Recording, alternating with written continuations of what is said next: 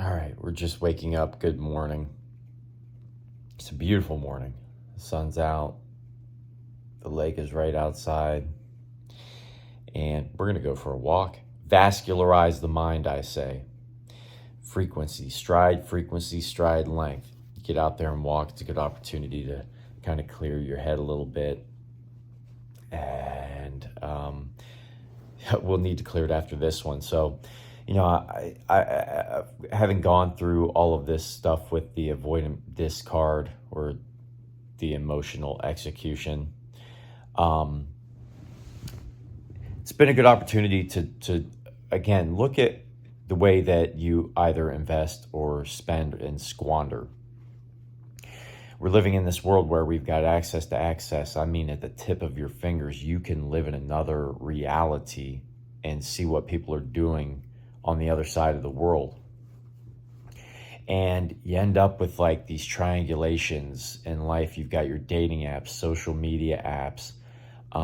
You've got people managing these things in their life while you're trying to make a connection with somebody, while you're trying to get to know somebody. And you do the casual thing, but in the casual dating you have people wearing masks.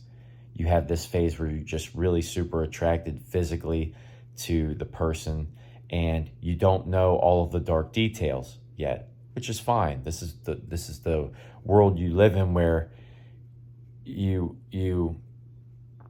get to know somebody. You get to know about their family, their past relationships. That's always really important to know.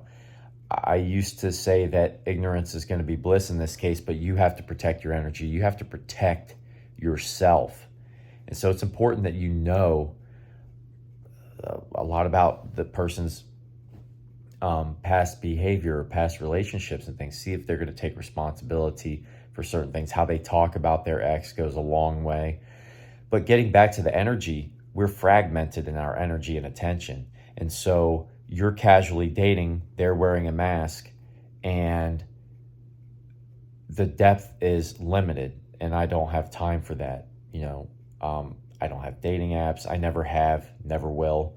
And so, and I like to be open and talk about, especially if somebody asks me. I'm an open book. I don't mind it. Now, I'm not going to talk too much. I'm not going to over-explain myself, but you can give things in a nutshell, and you be honest, open, and sincere about things. A lot of times we're doing this casual dating stuff where, and this is simply coming from like testimonial. I don't do a lot of casual dating. I just don't. It's just not something of interest to me, given that you're wearing a facade. People are managing all of these relationships and triangulations and your fragmentation of energy. And you start to get serious with someone, but their phone is going to be their privacy. And they're not going to open up about a lot of things. With that access to access, what do you actually want to know?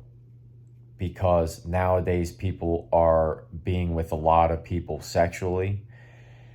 And for men and women, those are two different things. I know it's like, and I don't mean to set a double standard, but we're leaving like emotional trails of tears here. We have spiritual connections and downloads that occur when sex happens. So you have people with all of this background, all of this spiritual energy, especially if you're still managing those relationships. You can get rid of your dating app, for example, but you can log right back into it just like that. You keep people in your DMs, you keep people in your text messages. You stay in contact with people you once dated but decided to be friends. And so when you get with this person and you're being casual, getting to know the person is secretly managing their energy and their attention elsewhere. And you are expected, especially as a man, you're expected to accept that. And that it's none of your business, and that you are a insecure, so on and so forth person. This is off of hundreds or thousands of testimonials. I'm sure it would be in the tens of thousands, hundreds of thousands, especially in Western society. I know there are people nodding their head out there agreeing with me, where you find yourself competing even though you think you're in and you are developing a connection with the person. You're competing with for that person's attention and energy, which is fine. I'm not here complaining about it, but the simple fact of the matter is, back in the day, you didn't have people doing these things. People were meeting each other, they were going through their struggles and strifes, but they didn't have all of that emotional baggage, because that's what you're seeing. A woman's value is your time, and women are nowadays wasting a lot of time dating a bunch of men. And a lot of those men were raised in single family environments without a father, or with two parents who were emotionally unavailable, or one was abusive and the other was, whatever the case. Point is, we've got broken families from 30 and 40 years ago, and it's a generational thing. Generational demons. Anybody ever heard of that? A lot of people around here are carrying them around. I had to exorcism. You have to go through the unconscious cleansing of understanding things that are unresolved within yourself. Why are you anxious in relationships? Why do you behave a certain way and have these insecurities? Why do you feel like you have to go out there and validate yourself? Why do you have to seek love and respect from others and be validated from others externally? What can you do to change those things up so you can be more of a secure person? You can manage your emotions better, and you can attract potentially a better person. You're better at attracting better people. And the big mistake that we're making is that we've allowed our nervous systems to run amok because of our access to excess. It's driven people crazy to the point where you've got to manage all of these aspects of life. You can scroll social media, be stuck in someone else's reality across the world somehow and see what they're doing, take their advice, and live vicariously through them on social media. It's virtual reality. Meanwhile, your energy's fragmented. You're wondering why it is that the things that you want and have idealized in your life you're not getting. You're attracting people that turn out not to be who they are. Why? Because casually everything's good on the surface, but people are very good at managing and hiding things that are actually right out in the open for an empath. A person like myself who's been around the world in both very beautiful places and the most dangerous places on earth. There's a reason why I survived. You learn how to read people. You're an empath.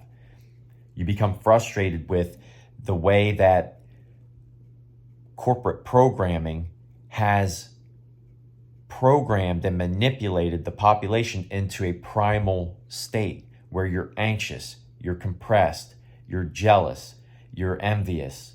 All of these negative emotional states that really keep your body and your spirit and your intuition at bay, so that you go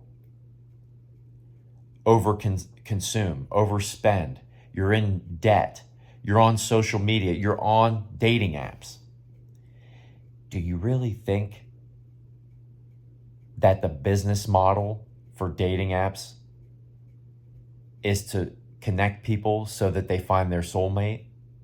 Do you really think that's good for their business? For people to connect and stay together and just get rid of your dating app? You think these people don't think of that? Yeah, connect with one person, connect with everyone.